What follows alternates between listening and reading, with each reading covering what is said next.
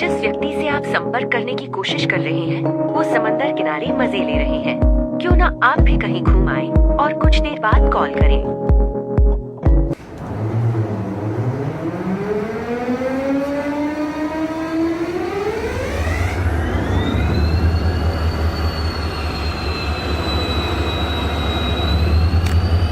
তো নমস্কার বন্ধুরা, আমি Debjit and welcome to my YouTube channel station ইয়াড্ডা। নিয়ে আসলাম তোমাদের জন্য আরও একটা দারুণ ধরনের ভিডিও নিয়ে। টাইটেল এবং থাম্বনেল দেখে তোমরা বুঝতেই পারছো যে আজ আমি train number 58029 Santragachi Digha first প্যাসেঞ্জারে যাত্রা করতে যাচ্ছি। এই ট্রেনটি সপ্তাহে দুদিন অর্থাৎ শনিবার ও রবিবার চলে। আজকের দিনে আমি দীঘার উদ্দেশ্যে যাত্রা করতে যাচ্ছি। অন্যান্য লোকাল ট্রেনের ব্লগগুলো যেমন হয়, আমি যেমন সাধারণত লোকাল ট্রেনের ব্লগ বানাই, কিন্তু আজ কিন্তু শুধুমাত্র জার্নি ব্লগ হবে না, তার সাথে থাকবে হচ্ছে ট্রাভেল ব্লগও। মানে আমি কোথায় গেলাম, কী কী দেখলাম না দেখলাম সবটাই কিন্তু এই ভিডিওতে ইনক্লুডেড থাকবে। ভিডিওটা শুরু করবার আগে আমি তোমাদের খালি একটু এক ঝলকে দেখিয়ে দিতে চাই যে কীভাবে আমি এখন অবধি সাঁতরাগাছি পৌঁছালাম কিছুটা। তো বন্ধুরা, ঘড়ি কাটা এখন 6:05 আর এই মুহূর্তে আমরা পৌঁছে গেছি হচ্ছে হাওড়া স্টেশনে। আমার ঠিক পেছনেই দাঁড়িয়ে রয়েছে যে train number 38805 Howrah Midnapore local, যেই ট্রেনটি ধরে কিন্তু আজ আমি এখান থেকে হাওড়া থেকে সাঁতরাগাছি অবধি চলে যাব। ট্রেনটির এখান থেকে ভোর 5:15 ছেড়ে যাওয়ার কথা ছিল, কিন্তু এখনও ছাড়েনি। এটাই হচ্ছে সাউথ ইস্টার্ন রেলওয়ের সব থেকে বড় প্রবলেম। বাট একদিকে ভালো হয়েছে কি আমি ট্রেনটা পেয়ে গেছি, নাহলে আমাকে 6:20 মিদনাপুর লোকাল ধরতে হতো। বাট আমি এখন 5:15 মিদনাপুর লোকালই পেয়ে গেছি। দেখা যাক এটা এখন কখন ছাড়ে। 1000 years later. তো বন্ধুরা, দেখতেই পাচ্ছ যে আমরা এই মুহূর্তে সাঁতরাগাছি জাংশনে চলে এসেছি। আমাদের হাওড়া মিদনাপুর লোকাল যে ট্রেনটার এখানে ঢোকার কথা ছিল 5:15, ট্রেনটা ঢুকলো 6:56, প্রায় 1 ঘন্টা 41 মিনিট মতো লেট। আর এখন আমি চলে এসেছি হচ্ছে সাঁতরাগাছির 6 এবং 7 নম্বর প্ল্যাটফর্মের মাঝখানে। 2 নম্বর প্ল্যাটফর্মে দাঁড়িয়ে রয়েছে সাঁতরাগাছি দীঘা প্যাসেঞ্জার, আর আমার বাঁ পাশে 3 নম্বর প্ল্যাটফর্মে প্রবেশ করছে হাওড়া দীঘা তাম্রলিপ্ত সুপারফাস্ট এক্সপ্রেস।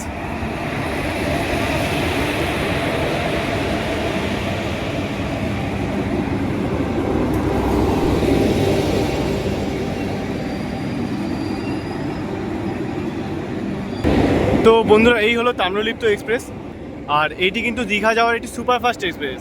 এবার আমাদের দীঘা প্যাসেঞ্জারে ভাড়া 55 টাকা, আর এই ট্রেনের হাওড়া থেকে দীঘা পর্যন্ত ভাড়া হচ্ছে 105 টাকা। আজকের আমাদের ট্রেন 2 নম্বর প্ল্যাটফর্মে দাঁড়িয়ে আছে সাঁতরাগাছি দীঘা ফার্স্ট প্যাসেঞ্জার, যাতে সাঁতরাগাছি রেকের VAP 4 ইঞ্জিন দেওয়া হয়েছে। আর এখন আমরা ট্রেনের দিকে এগিয়ে যাব। আমাদের কোচ হচ্ছে D1 দিকে এগিয়ে যাব আমরা। বন্ধুরা, এই হলো আজকে আমাদের কোচ D1, আর এখন আমরা প্রবেশ করবো হচ্ছে কোচে। আর এই হলো আজকে আমার সিট নাম্বার 78, উইন্ডো সিট আমি পেয়েছি। তো বন্ধুরা, অবশেষে ঠিক 8:10 কিন্তু আমাদের ট্রেন সাঁতরাগাছি জংশন ছেড়ে দিয়েছে। সাঁতরাগাছি জংশন সম্পর্কে যদি তোমাদের বলি, সাঁতরাগাছির কোড হলো SRC। এখান থেকে ডাউনের দিকে একটা লাইন চলে যাচ্ছে হচ্ছে হাওড়ার দিকে, আর আরেকটা লাইন চলে যাচ্ছে হচ্ছে শালিমারের দিকে। একই রকমভাবে যদি তোমাদের আপের দিকে একটা লাইন চলে যাচ্ছে হচ্ছে ডানকুনি আর আমতার দিকে, আর আরেকটা লাইন যেটা হচ্ছে এখানকার মূলত মেন লাইন যেটা আমরা ধরে যাচ্ছি, সেটা যাচ্ছে হচ্ছে দীঘা, তারপর খড়গপুর, হলদিয়া, মেছেদা এই লিমিটের দিকে, পাঁশকুড়া এই লাইনের দিকে।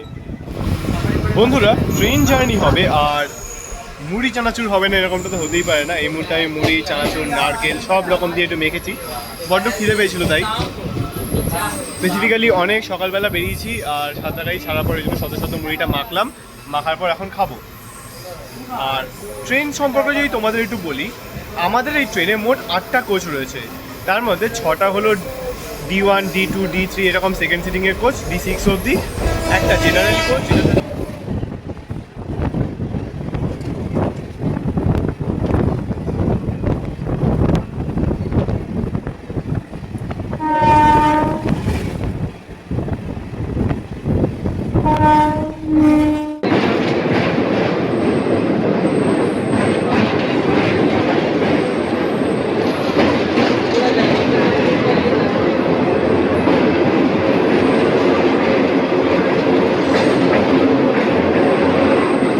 আমাদের ট্রেন সাঁতরাগাছি দীঘা প্যাসেঞ্জার রূপনারায়ণ নদীর ওপর দিয়ে চলেছে।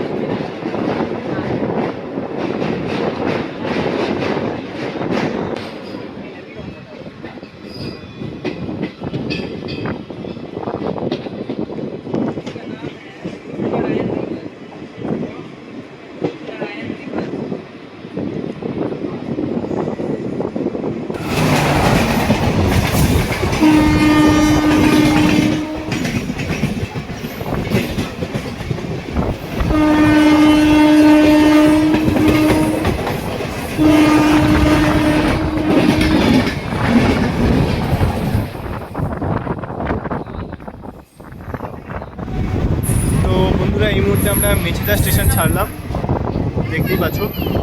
আর মেছেদার কোড হলো MCA। এই মেছেদা স্টেশন কিন্তু মূলত চপ, সিঙ্গারা এগুলোর জন্য বিখ্যাত। এখানেও আমাদের ট্রেনে 2 মিনিটের স্টপেজ ছিল।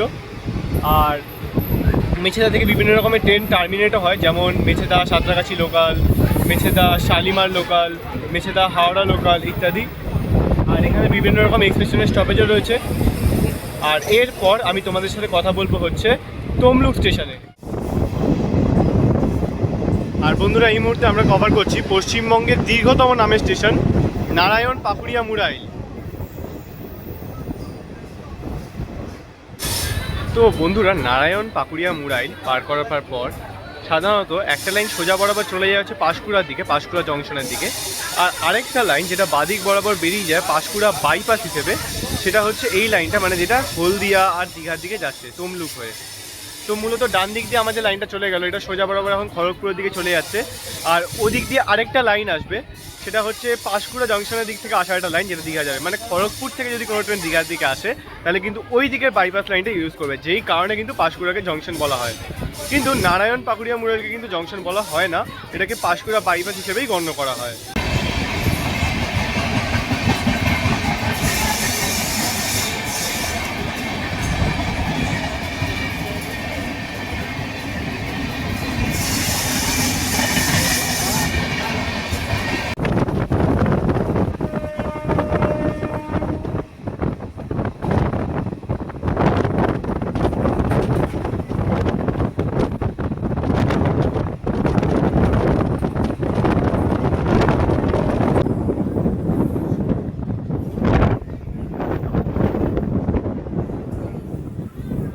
বন্ধুরা 83 কিলোমিটারের যাত্রাপথ অতিক্রম করে এই মুহূর্তে আমরা পৌঁছালাম হচ্ছে তমলুক স্টেশনে।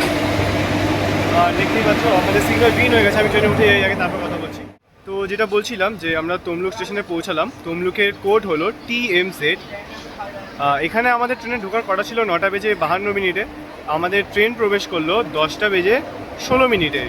আর তমলুক সম্পর্কে যদি বলি, তমলুক কিন্তু একটা জংশন এলাকা, তার কারণ এখান থেকে লাইন আলাদা হয়ে যাচ্ছে। একটা লাইন চলে যাচ্ছে হচ্ছে হলদিয়ার দিকে, আর আরেকটা লাইন সোজা বরাবর চলে যাচ্ছে হচ্ছে দীঘার দিকে। আর এই তমলুক শহরটি মূলত পূর্ব মেদিনীপুর জেলা সদর দপ্তর। আর এই শহরটির আগে নাম ছিল হচ্ছে তাম্রলিপ্ত, তাম্রলিপ্ত কথাটি থেকেই তমলুক কথাটি এসেছে। আর এরপর আমি তোমাদের সাথে কথা বলবো কাঁথি স্টেশনে। বন্ধুরা এই হচ্ছে তমলুক জংশন কেবিন, দেখতেই পাচ্ছ দীঘা রেল লাইন লিঙ্কে। এখান থেকে আমাদের ট্রেন ওই লাইনটায় ছিল, মানে 3 নম্বর এদিকে সাইডের যে কোনার লাইনটা, ওই লাইন থেকে আমরা মিডিল লাইনে এলাম, যেমন দেখতে পাচ্ছি। আর মিডিল লাইন থেকে আমরা এই লাইনে এলাম। আর এইখান থেকে আমাদের ট্রেন ডান দিকে টার্ন নিয়ে নেবে, তার কারণ যেহেতু জাংশন কেবিন দুটো লাইন ভাগ হয়ে যাচ্ছে। একটা লাইন সোজা বরাবর বাঁ দিকে চলে যাচ্ছে হচ্ছে হলদিয়ার দিকে, আর আরেকটা লাইন যেটাতে আমরা এখন ডান দিকে টার্ন নিয়ে নিচ্ছি সেটা যাচ্ছে হচ্ছে দীঘার দিকে।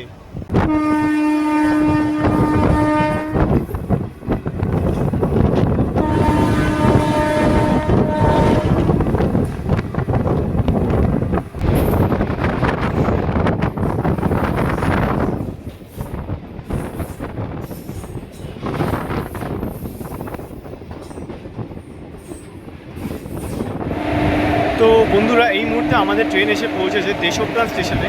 এখানে আমাদের কোনো অফিসিয়াল স্টপেজ তো নেই, বাট আমাদের ট্রেন এখানে এসে দাঁড়িয়েছে, তার কারণ হয়তো কোনো ক্রসিংয়ের জন্য বেশ খানিকক্ষণ ধরে আমাদের ট্রেনকে এখানে দাঁড় করে রাখা হয়েছে। স্টেশনটি খুব ভালো, আর চারপাশের পরিবেশটাও খুব সুন্দর, একদম প্রাকৃতিক পরিবেশে ঘেরা। আর দেশপ্রাণ স্টেশন সম্পর্কে যদি তোমাদের বলি, দেশপ্রাণের কোড হলো DSPN। এই স্টেশনটি মূলত স্বাধীনতা সংগ্রামী বীরেন্দ্রনাথ শাসমলের নামে তৈরি হয়েছিল, তাকে সম্মান দেওয়ার জন্য তার নামে এই স্টেশনটির নামকরণ করা হয়েছিল। আর এখন দেখা যাক আমাদের ট্রেন কখন ছাড়ে। আমাদের ট্রেন তো বেশ খানিকটা লেট হয়ে গেছে, তোমরা দেখতেই পাচ্ছ, এই আমার পেছনে আমার ট্রেন দাঁড়িয়ে রয়েছে। বন্ধুরা এই হলো সেই দীঘা পাঁশকুড়া স্পেশাল লোকাল, এটাকে স্পেশাল হিসেবে দেওয়া হয়েছে এই মুহূর্তে। এই ট্রেনের জন্যই কিন্তু আমাদের দীঘা সাঁতরাগাছি প্যাসেঞ্জারকে অনেকক্ষণ দেশপ্রাণ স্টেশনে দাঁড় করিয়ে রাখা হলো।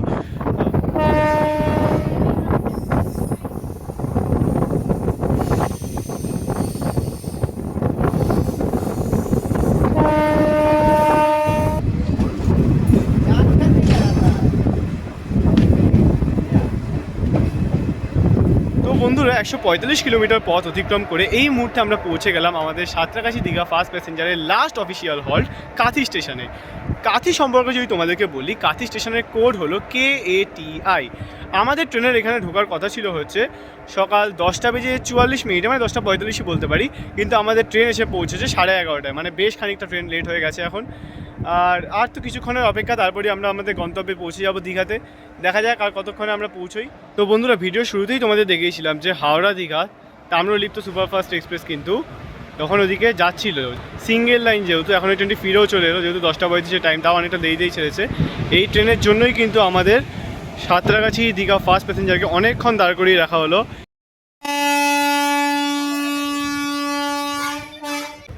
ঘড়ি কাটে এখন 12:03, আর আমাদের সাঁতরাগাছি দীঘা ফার্স্ট প্যাসেঞ্জার কিন্তু কাঁথি স্টেশন থেকে বেরিয়ে গেল।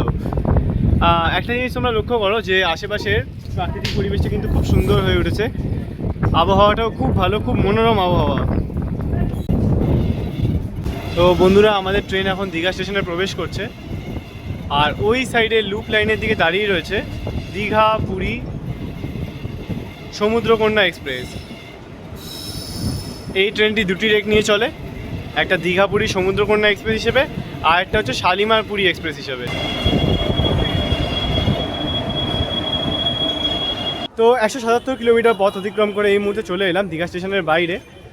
বাইরে আসার পর যেটা বুঝলাম, এখানে অনেক টোটো অটো সব রয়েছে যারা বলছে যে 10 টাকা করে নিউ দীঘাতে পৌঁছে দেবে এবং 20 টাকা করে দিলে ওল্ড দীঘাতে পৌঁছে দেবে। আর এই রাস্তা বরাবর আমি এখন সোজা এগিয়ে যাবো। এখান থেকে বাদিক দিয়ে বাস স্ট্যান্ডের ব্যবস্থাও রয়েছে, যেখান থেকে বিভিন্ন রকমের বাসগুলো ছাড়ে, স্টেট গভর্নমেন্টের বাসগুলো। আর আমি এখান থেকে রাইট সাইডে সোজা বরাবর বেরিয়ে যাব। তো বেলা তো বেশ গড়িয়ে এসছে, আর এখন আমি তোমাদের সাথে শেয়ার করবো যে আমি কোথায় থাকলাম, কোথায় খাওয়া দাওয়া করলাম, এগুলো একটু বিস্তারিত। কম খরচের মধ্যে সব থেকে ভালো রয়েছে স্টেশন থেকে ঠিক 10 মিনিট হাঁটার পরই আমি চলে এসেছি এখন হচ্ছে জাহাজ বাড়ির সামনে।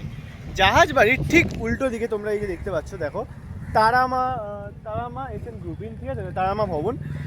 এখানে আমি দেখলাম এখানে কিন্তু 450-500 টাকাতেও ঘর রয়েছে, ঠিক আছে। বাট এরা মুখে বললো, বলার পর আমি দেখলাম ঘরটা আমার ভালোই রয়েছে। ফার্স্ট ফ্লোরেও একটা ঘর রয়েছে, নিচের তলাতেও একটা ঘর রয়েছে। ফার্স্ট ফ্লোরের ঘরেতে ওরা টিভি দিচ্ছে, নিচের তলার ঘরে টিভি নেই, কিন্তু ঘরটা বেশ ঠান্ডা রয়েছে। তো সেরকম ঘরও আমি দেখলাম 500 টাকায় পাওয়া যাচ্ছে। এখানে তোমরা অল টাইম ঘর পাবে, বাট এখানে আমি নেইনি। নেক্সট আমি এখান থেকে সোজা বরাবর এগোলাম। এবার আমি তোমাদের বলছি আমি কোথায় ঘর নিয়েছি। ক্যামেরাটা সামনের দিকে ঘোরাচ্ছি, তোমাদের দেখতে বুঝতে সুবিধা। এই যে তোমরা দেখতেই পাচ্ছ, আমার বাঁ পাশে রয়েছে হচ্ছে জাহাজ বাড়ি, আর এই রাস্তা বরাবর আমরা সোজা এগোচ্ছি। এই যে এরকম জায়গায় চলে এলাম যেখানে জাহাজ বাড়ির এই যে গেটটা রয়েছে বিশ্ব বাংলা বলে, আর এর ঠিক অপোজিটেই রাইট সাইডে একটা গলি রয়েছে। আমি তোমাদের গলি দিয়ে ঢুকে দেখাচ্ছি। এই হচ্ছে সেই গেটটা, আর এদিক দিয়ে একটা রাস্তা রয়েছে। আশেপাশের মধ্যে অনেক এরকম হোটেল রয়েছে, যেখানে 500, 600, 700 এরকম বিভিন্ন রেটের মধ্যে রয়েছে, 800, 900। এমনকি যদি তোমরা ওই যে সি বিচের সামনের দিকে যাও, তাহলে সেই রেটটাই হয়ে যাবে হচ্ছে 1300, 1400, 1500 থেকে আপ টু 2000-2200। এই যে তোমরা দেখতে পাচ্ছ মহামায়া ধাম, এখানেই কিন্তু আমি আমার হোটেল আজকে নিয়েছি। তার কারণ আশেপাশের অনেক রকমের হোটেল আমি দেখলাম, দেখার পর সেখানে বিভিন্ন রকম রেঞ্জ, বিভিন্ন রকম সব কিছু দেখলাম, ঘরও দেখলাম, বাট তার মধ্যে এই হোটেলটা আমার সবথেকে বেস্ট লেগেছে। এই হচ্ছে মহামায়া ধাম। আমি ভেতরে গিয়ে তোমাদের দেখাচ্ছি। তার আগে ওদের নিজস্ব একটা আউটলেটও রয়েছে যেখানে খাওয়া দাওয়া করানো হয়। এই হচ্ছে ভুরিভোজ। তো এই যে ভুরিভোজ বলে হোটেলটা, এখানে কিন্তু আজকে আমি খাওয়া দাওয়া করেছি। এখানে গরু চালের ভাত, ডাল, 2 রকমের সবজি, আর এছাড়াও বিভিন্ন রকমের জিনিস দিয়ে এবং লাস্টে চাটনি দিয়ে মোট আমার থালি পড়েছে হচ্ছে 80 টাকা করে। যথেষ্ট ভালো খাবার নিরামিষের মধ্যে। এছাড়া তোমরা চাইলে কিন্তু এখানে তোমরা ননভেজ হিসেবে চিকেন, ইলিশ, মানে মাছের বিভিন্ন রকমের আইটেম, চিকেনের আইটেম, মাটনের আইটেম সবই কিন্তু এখানে পেয়ে যাবে। বাকি তোমাদের ইচ্ছা, তোমরা যেখান থেকে ইচ্ছা খাওয়া দাওয়া করতে পারো। আর এখন আমি হোটেলের ভেতরটা দেখিয়ে দিচ্ছি যে কীরকম কী রুম আমাদের রয়েছে। আর এই হচ্ছে এই হোটেলের রিসেপশন, যেখান থেকে তোমরা কথাবার্তা বলে কিন্তু রুম বুকিং করতে পারো। আর এখান থেকে সোজা বরাবর ডান দিকে এই যে উপরে যাওয়ার ব্যবস্থা রয়েছে, সেখানেই কিন্তু আমাদের রুম রয়েছে। এখন আমি তোমাদের দেখিয়ে দিচ্ছি।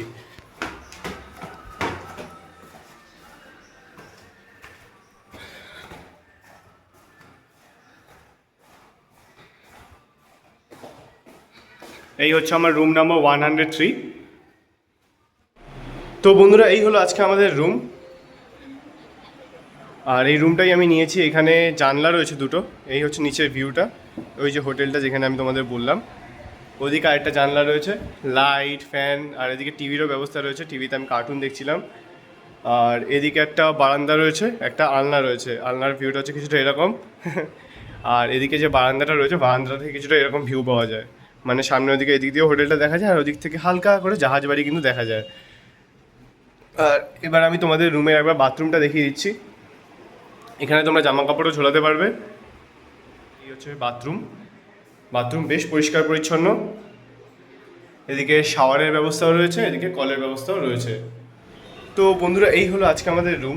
এই রুমে তোমরা মোট 3 জন থাকতে পারো, ম্যাক্সিমাম এই রুমে 3 জন, আর একটা ছোটো বাচ্চা মতো হয়তো থাকতে পারে। আর এই রুমের ভাড়া আজকে আমার পড়েছে হচ্ছে 500 টাকা। অনেক কম খরচা, মানে 500 টাকায় পেয়ে গেছি। তবে তোমরা কিন্তু এরকমটা নাও পেতে পারো। আমি অন্যান্যদের মতো বলবো না যে না 500 টাকা এই রুম, এরকম ব্যাপার নয়। তার কারণ হচ্ছে এইগুলো রুম সবসময় এই দামে পাওয়া যাবে না। এছাড়া আরও একটা হোটেল রয়েছে ওই সাইডে, আমি তোমাদের একবার স্ক্রিনের নাম্বারটা এটা শেয়ার করেছি রুমগুলো। ওই হোটেলটা তো নন এসি আর এসি রুমগুলো রয়েছে, যেখানে কিন্তু তোমরা 700 টাকা থেকে নন এসি রুম পেয়ে যাবে, আর 1200 টাকা থেকে এসি রুমগুলো পেয়ে যাবে। তবে হ্যাঁ, ওই হোটেলটায় কিন্তু যদি বুক করতে হয় তাহলে কিন্তু তোমাদের মানে বাড়ি থেকে বুক করে আসলে সবথেকে ভালো। এখানে এলে 800 টাকা করে নেয়, আর বাড়ি থেকে বুক করে যদি তোমরা অ্যাডভান্স পেমেন্ট করে আসো তাহলে 700 টাকা করে নেয়। তো আমরা এখন বিচের দিকে এগিয়ে চলেছি। আমার ডান পাশে হচ্ছে জাহাজ বাড়ি, আর এখন আমরা সোজা বরাবর চলে যাচ্ছি হচ্ছে বিচের দিকে। এইবার হবে হচ্ছে আসল মজা।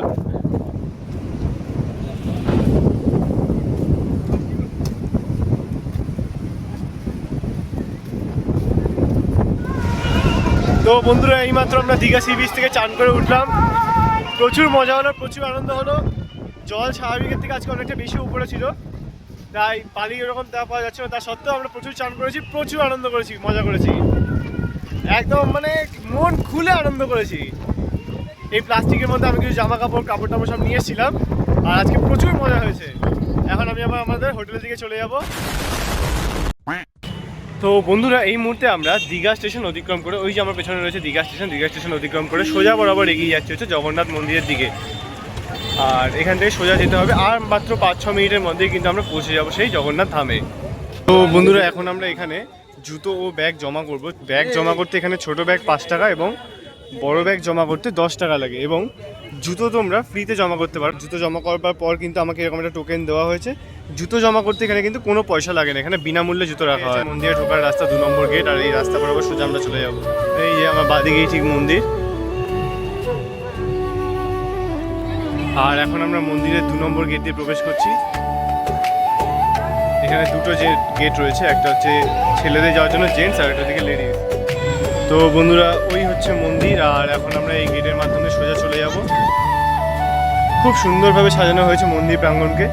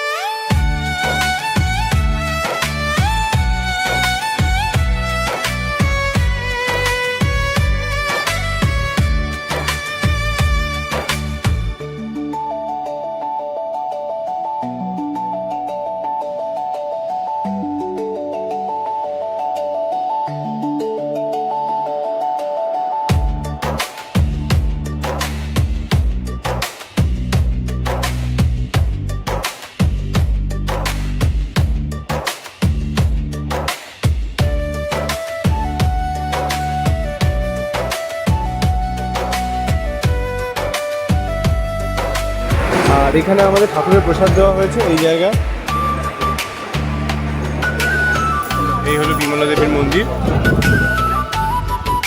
আর এখানে একটা বিষয় খুব সুন্দর লাগলো, দেখো দীঘা জগন্নাথ মন্দিরের উপরে ধ্বজা উঠছে, আর ধ্বজার উপরে কিন্তু সুন্দরভাবে চাঁদটা দেখা যাচ্ছে।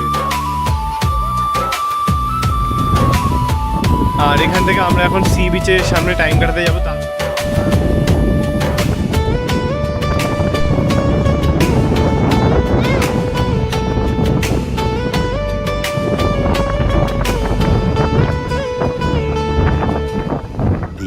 next day. তো বন্ধুরা ঘড়ি কাটা এখন 9:28 আর এখন আমরা নিউ দীঘা সি বিচের দিকে এগিয়ে যাচ্ছি। আর 9:30টার সময় আমাদের চেক আউটের টাইম ছিল, বাট নির্ধারিত সময় থেকে বেশ কিছুক্ষণ আগেই আমরা একটু বেরিয়ে গেলাম। এবার যদি ফেরার কথা বলি, ফেরার সময় ইচ্ছা আছে তাম্রলিপ্ত ধরার। তাম্রলিপ্ততে প্রচুর রিজার্ভেশন সিট খালি রয়েছে। দেখা হচ্ছে তোমাদের সাথে দীঘা সি বিচে। তো বন্ধুরা এইমাত্র এখন চলে এসেছি নিউ দীঘা সি বিচে। সকালে ব্রেকফাস্টটা আপ্যায়ন হোটেলে সেরে নিলাম, সেখানে 4 পিস কচুরি আর তরকারি খেলাম হচ্ছে 30 টাকা দিয়ে। আর সকাল 10:30টার সময় ট্রেন ছিল 10:35-এ তাম্রলিপ্ত এক্সপ্রেস, কিন্তু আমাদের ট্রেন এখন রিশেডিউল হয়ে গেছে, মানে তার নির্ধারিত সময় থেকে 5 ঘন্টা 15 মিনিট দেরিতে ছাড়বে। মানে আমাদের তাম্রলিপ্ত এক্সপ্রেস এখন ছাড়বে হচ্ছে দুপুর 3:50 হাওড়া থেকেও 5 ঘন্টা 15 মিনিট দেরিতেই আসছে, আর দুপুর 3:50 ছাড়বে। এখন তারপরে দেখা যাক কটায় ছাড়ে। এখন তো সমুদ্রে বড্ড মজা করছি, তোমরা দেখতে পাচ্ছি কী বড় বড় ঢেউ আসছে। একটা আইসক্রিম নিলাম, আইসক্রিমটা 10 টাকা দাম তো লেখা আছে, বাট নিল 15 টাকা। এখানে সব কিছু যেহেতু টুরিস্ট প্লেস, দাম স্বাভাবিকভাবেই বেশি। প্রচুর লোক এসছে আজকে, তাও এখন অবধি ভিড় কমই আছে। বিশেষ করে দীঘাতে যা পরিমাণ ভিড় থাকে তার থেকে আমি একটু জুম করে দেখাচ্ছি, দেখো কত ভিড় হয়েছে। আর ওদিকে এই যে বোটিংগুলো তোমরা যেগুলো দেখছো, ওই যে বোটিংগুলো, এই বোটিংগুলো হচ্ছে ব্যানানা বোটিং। এগুলোতে কিন্তু জনপ্রতি 300 টাকা করে নেওয়া হয়, অনেক দূর অবধি নিয়ে যায়। আর জগন্নাথ ধাম ছেড়ে এই মুহূর্তে আমি চলে এসেছি দীঘা সমুদ্র সৈকত ঝাউবনের দিকে। এখন ইচ্ছা আছে এদিকটা একটু এক্সপ্লোর করবো, করে দুপুরবেলার যে নতুন ছাড়া দীঘা হাওড়া লোকাল যেটা রয়েছে, সে দীঘা হাওড়া লোকালে বেরিয়ে যাওয়ার। কারণ এমনি তাম্রলিপ্ত এক্সপ্রেসও দুপুর 3:50-এ ছাড়বে, আরও বেশি দেরি হবে। তো ওখান থেকেও প্ল্যানিংয়ে কিছু চেঞ্জেস করার ইচ্ছা আছে, দেখছি তারপর কী করা যায়। তবে এখন এই মুহূর্তে সমুদ্র সৈকত চারিদিকে যে ঝাউবনগুলো রয়েছে এই জায়গাটা কিন্তু এক্সপ্লোর করতে চলে এসেছি। আচ্ছা, এখানে কিন্তু পার্কিংয়ের ব্যবস্থাও রয়েছে, তোমরা চাইলে গাড়ি পার্কিং করেও রাখতে পারো। পার্কিংয়ের চার্জ হচ্ছে প্রতি গাড়ি প্রতি 30 টাকা করে। আর বন্ধুরা চলে এসেছি এখন এই জগন্নাথ মন্দিরটার সামনে, দেখতেই পাচ্ছ।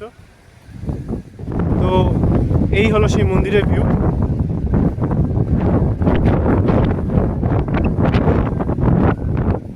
প্রচণ্ড জোর হাওয়া দিচ্ছে। এই হলো মা গঙ্গার মন্দির।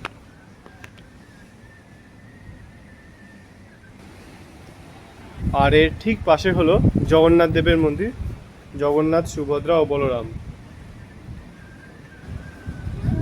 আর তার পাশে রয়েছে বাবা লোকনাথ ও মা কালীর মন্দির। আর এর ঠিক পাশেই রয়েছে হচ্ছে এই রাধাকৃষ্ণের মন্দির। মন্দিরটি এখন বন্ধ রয়েছে, স্থানীয় লোকেদের জিজ্ঞেস করে আমি জানতে পারলাম যে এখানে একটা রাধাকৃষ্ণের মন্দির রয়েছে। এখন এগিয়ে চলেছি হচ্ছে দীঘা স্টেশনের দিকে। তবে আশেপাশের দৃশ্যগুলো কি সুন্দর, একদিকে সমুদ্র বয়েই চলেছে, আর আরেকদিকে হচ্ছে পুরো ঘন ঝাউবনে ঘেরা, মানে যেন এখান থেকে যেতেই ইচ্ছা করছে না, এত সুন্দর। তো বন্ধুরা অবশেষে পৌঁছে গেলাম আমাদের দীঘা স্টেশনে। আর এখান থেকে আমি এখন টিকিট কেটে নিয়েছি দীঘা থেকে তমলুক অবধি। এর পরের যাত্রা তমলুকের হবে। তো তমলুক অবধি আমার ভাড়া নিয়েছে হচ্ছে 25 টাকা করে। এই দীঘা থেকে তমলুকে একটা আমি ঠাকুরের মন্দির দেখতে যাবো, সেই সমস্ত কিছু ডিটেলে বলবো হচ্ছে নেক্সট ব্লগে, সেটা আমি দেখাবো একটা শর্টসের ভিডিওতে। আর কেমন লাগলো তোমাদের এই ব্লগ সেটা কিন্তু অবশ্যই আমায় কমেন্ট সেকশনে জানিও। দুপুরের খাওয়া দাওয়া বলতে আমি এখান থেকে ফ্রাইড রাইস আর চিলি চিকেন নিয়ে নিয়েছিলাম 99 টাকা করে, সেখান থেকে খাওয়া দাওয়া করে নিয়েছি। আর আজকের এই ব্লগ তোমাদের কেমন লাগলো অবশ্যই কমেন্ট সেকশনে জানিও। আর ভিডিওটা যদি ভালো লেগে থাকে তাহলে ভিডিওটাকে অবশ্যই লাইক করে দিও। আর এই ধরনের অন্যান্য ভিডিওর জন্য কিন্তু স্টেশনে একটা চ্যানেলটাকে অবশ্যই সাবস্ক্রাইব করো। আগামী দিনে এরকম অন্যান্য ব্লগ অবশ্যই আসতে থাকবে আমাদের চ্যানেলে। টাটা।